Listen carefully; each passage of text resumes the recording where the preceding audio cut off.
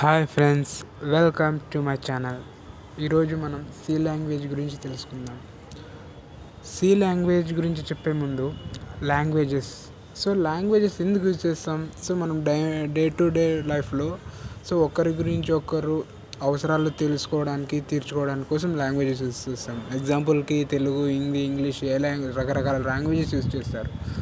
అలాగే కంప్యూటర్స్ కూడా అర్థం కావడానికి కోసం లాంగ్వేజెస్ యూజ్ చేస్తారు.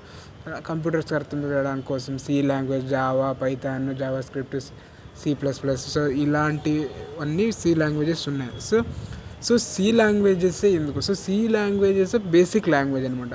సి లాంగ్వేజ్ నేర్చుకుంటే అన్ని లాంగ్వేజెస్ మనకి కొంచెం ఈజీగా అర్థమవుతాయి.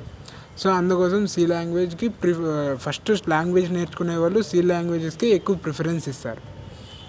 ఇప్పుడు మనం సి లాంగ్వేజ్లో బేసిక్ స్ట్రక్చర్ ఎలా ఉంటుందో తెలుసుకుందాం.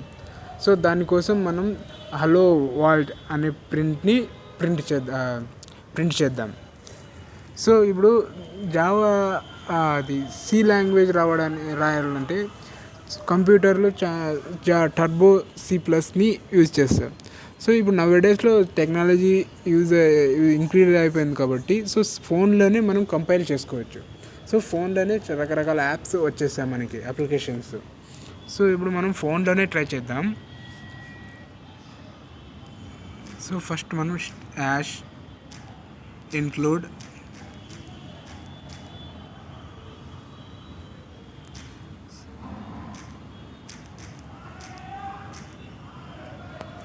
stdio. stdio మీన్స్ ఏంటంటే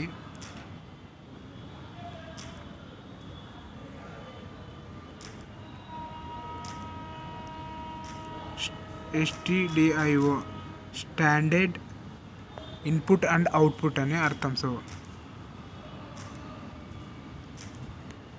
తర్వాత ఇంట్ మెయిన్ బ్రాకెట్స్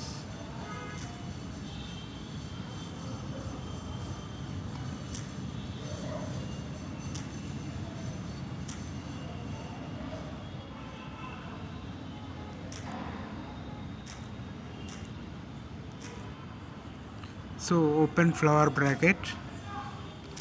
మనం open flower bracket and close bracket కూడా ఇక్కడే వేసుకుని మన మధ్యలో ప్రోగ్రామ్ రన్ చేస్తే ఈజీగా ఉంటుంది అనమాట మనకి. ఇంకా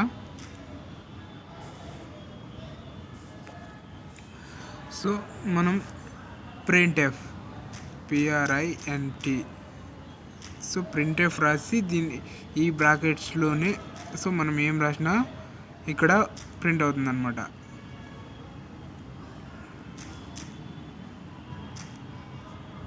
హలో వరల్డ్.